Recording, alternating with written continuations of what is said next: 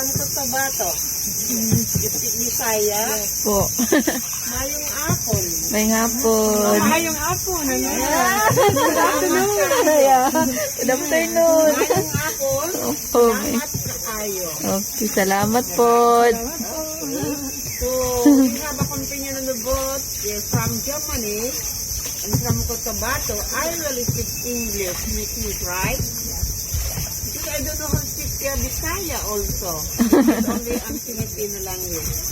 Sorry, I'm wearing my fitness because I have my cold. So, good afternoon to everyone. It's me, your tour guide, interpreter on the boat called me Lady Mangrove. The most mature tour guide sir because I am a pioneer of this organization. Ano diba? The name is Junjun. Please welcome in Mangrove Tour. Tinatanggap namin kayo ng buong puso sa aming lugar. I will give a short background of the project. Mangrove Tour is a community-based number 3 meeting. We are people's organization.